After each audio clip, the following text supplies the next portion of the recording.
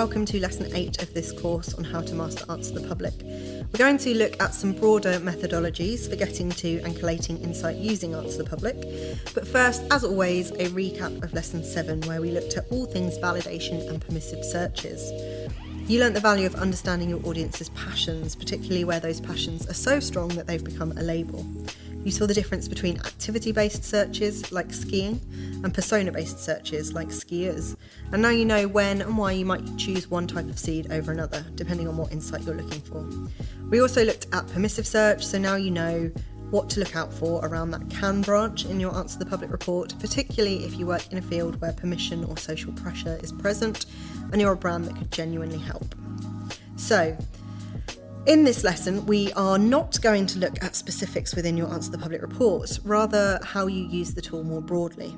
I think, and please do let me know if I'm wrong, that the majority of people run 1 or 2 reports at a time, mostly because they need to create content and they need some relevant inspiration that's grounded in what people search for.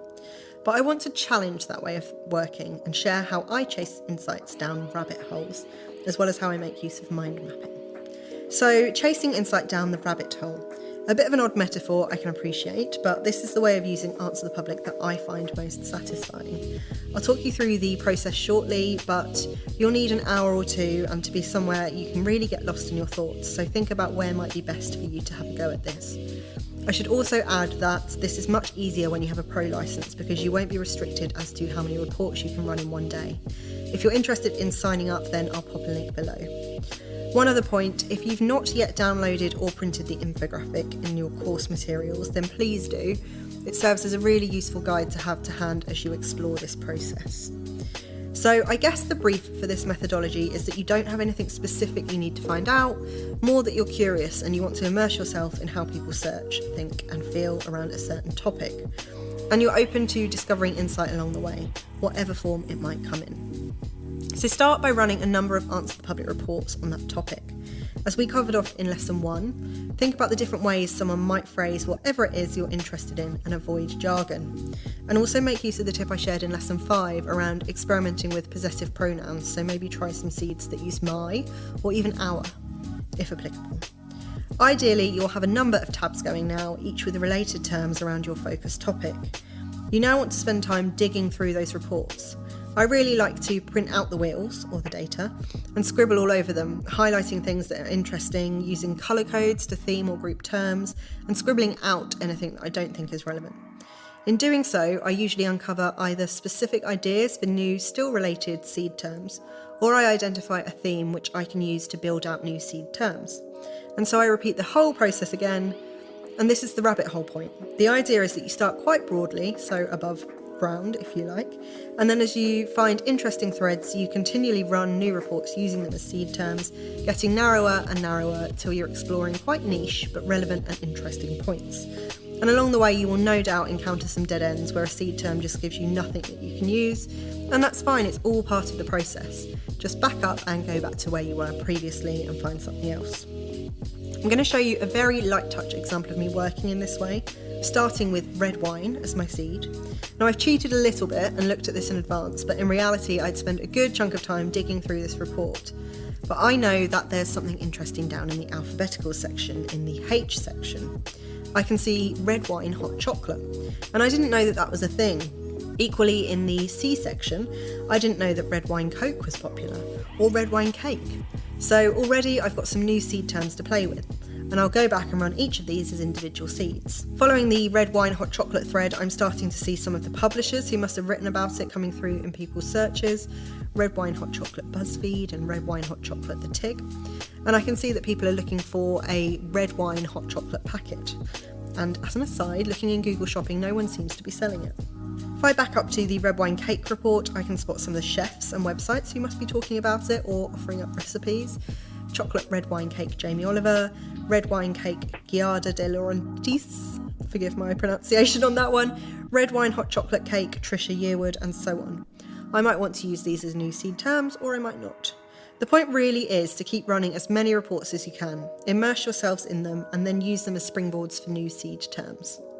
Now you might be wondering how you keep track of the insights you discover working like this. Well, you can just jot them down as you go, but I'm now going to show you what I like to do, and that is mind mapping. You'll need to download whatever software you like for this.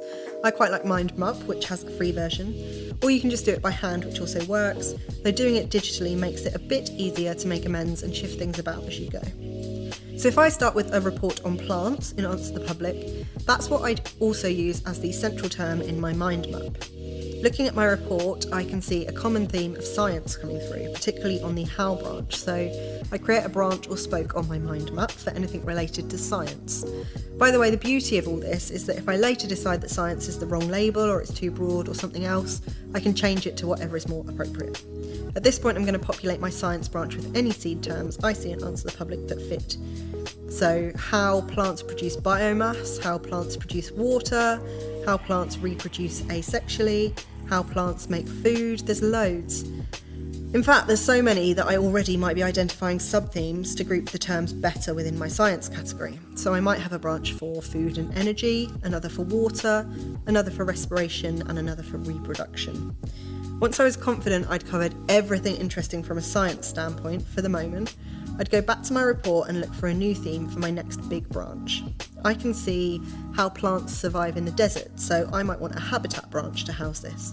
And I can see searches around education, how plants grow KS2, so I'm going to add that to an education branch. By the way, I know that KS2 is shorthand for Key Stage 2, which for any non-UK viewers is a term to do with our school curriculum over here.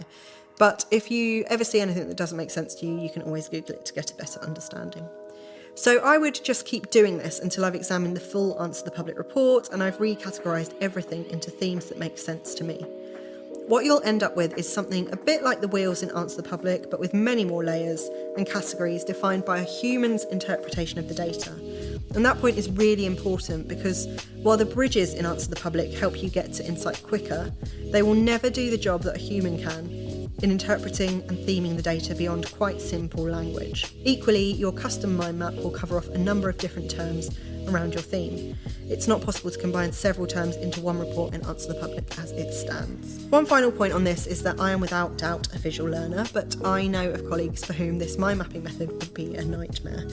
And there's always the option to export data as a CSV, and then you could use the premise behind what I've just gone through, so sorting, tagging and categorising the terms, but within a spreadsheet, to still get that human interpretation and filtering of the data. So that's it. If you've completed all the lessons up till now and you're having a go at getting lost in Answer the Public rabbit holes and mind mapping your reports, I'd say you're there and call yourself a master of Answer the Public. To recap what this lesson covered and what you've learnt. We looked at how you can generate insight by being much more general with your use of Answer the Public, not just using one or two seed terms and then simply creating content from the results you find.